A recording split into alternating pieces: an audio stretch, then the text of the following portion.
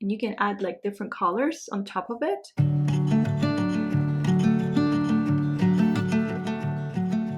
Hi friends, welcome to this class. So we're going to paint this boat, and you can download this sketch. You can use masking fluid for watercolors if you would like to cover some parts over the boat, but I don't recommend like using masking fluid to cover the entire boat. It's just too large, and you want to train yourself to go without it to be able to preserve these lights naturally. And I'll show you my test piece actually. So the way we're going to paint it is actually the way I did this piece. So I wetted the entire paper and I painted the sky, which is pretty simple because there's like really no clouds. We could add clouds, of course, but there's no clouds.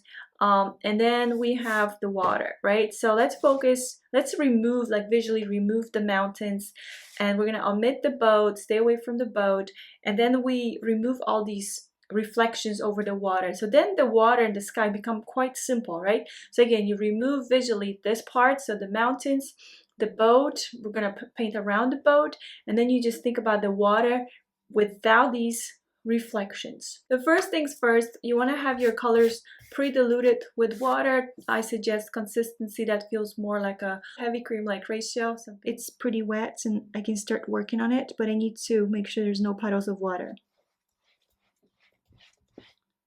So the first colors I'm going to grab are for the sky. So this is my flat 24 Raczynska. I need more water. I do want this to spread quite a bit. It does feel like the sky is quite warm, like the colors. So maybe not so much of the blue. I'm going to start actually with this color. That doesn't mean I have to, you know, create the same what I see, like recreate the same colors and everything. But here's my phthalo blue with the quinacridone red. I'm gonna make this from this side more like this. So I'm changing the colors actually of the sky. Just whatever feels right. So the top part of the sky would be a little darker technically, so I'm just gonna make it a little darker. So I could have a little like undertone in there.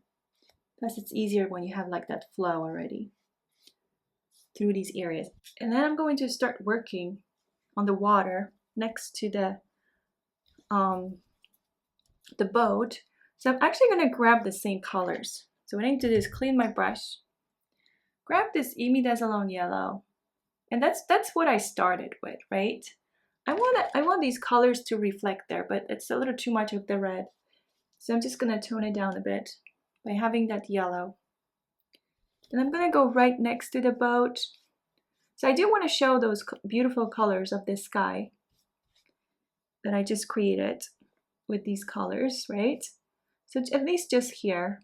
And then that gives me a chance to shape my boat here. So right next to it. There you go. And then right underneath.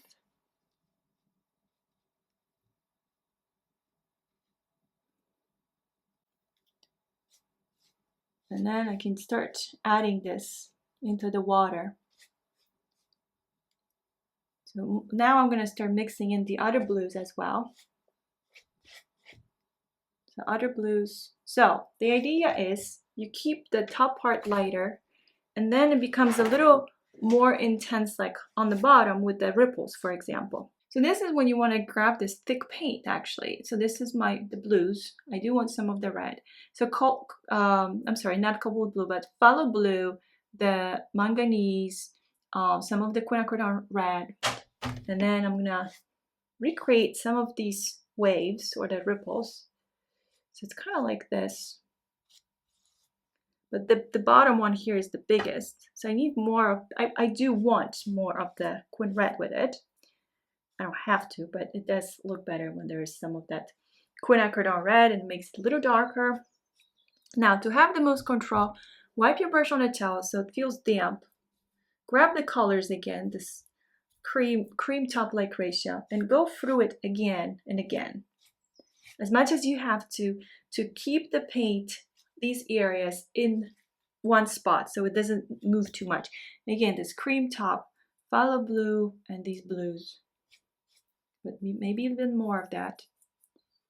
Make the bottom one like the darkest, and go through it with that damp brush. I wipe my brush on a towel again, go over the same strokes again and again until it stops like spreading as much. And of course we can have some smaller lines in there too, but this is like the main one. All about that composition, right? As long as I can show the movement of the water, that's all I care about. I want to sell that so that the water is moving.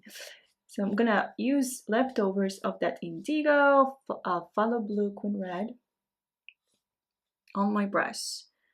And that's pretty much it until this dries, and then we can start working on the reflections over the water.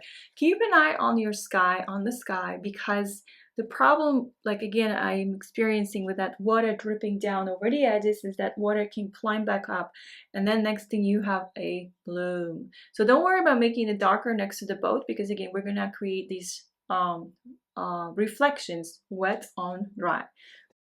I might go through it one more time. And I'm actually gonna grab a little bit of this creamy paint on my brush just to control it so it does not move. I want this to stop moving. And you know, I'm just gonna have to leave it because I'm playing with it too long now. It's like super easy to do too much, and then next thing everything looks overworked. So I'm gonna move this or put this away, let this to dry, and when we come back we're gonna add some of these reflections. So with these reflections, what I want to do is first of all have my colors pre-diluted with water. That's very important because the reflections are going to be painted wet on dry. And I think I'm going to start actually with my smaller brush, which is my round 8 golden 2, just because I want to go closer toward the boat. So first, when I grab this Bandic brown, some of this red, indigo, I could even grab phthalo blue. But we're going to start with the boat. So make it a little darker, this part. Straighter line here, all this, because we're gonna let this to bleed now by adding some yellow, blue, red. And actually this needs to be more bluish, so more blue plus some red, I'd say. And you let that to bleed. And parts of the boat are much lighter, right? Which is why we have these lighter reflections here. What I want to do is grab my other brush now quickly, which is my long quill size 2. And now grab this blue, but I need way more water. Some of the red. There you go, some of this gray that I created. And start going away from this boat and painting these reflections like this. So you just create like these, the same kind of, the same pattern that you see. So the little ones would be in the back there, right? And this becomes a little wider. But these reflections in front of the boat are lighter because the boat, part of the boat is lighter. I'm gonna get to it in a second once I'm done with this. And you can add like different colors on top of it and go like in front of it. So we can connect the left side with the right side if you can. And on top of that, we're gonna add some darks. But now we have like a mixture of colors, right? And that looks natural, but I need way more. And then these ones here need to be way bigger. Now I can also grab some of the indigo. And so it's not confusing when you follow my class here, right? This is a little too much, too intense. So I added more water. There's another boat in the reference, but we're not thinking about the boat. that would be a little too confusing.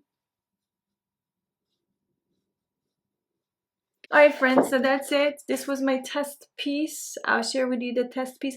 I actually did way less on the boat compared to here in this class, but you can compare the two and you can decide whichever way you would rather go with.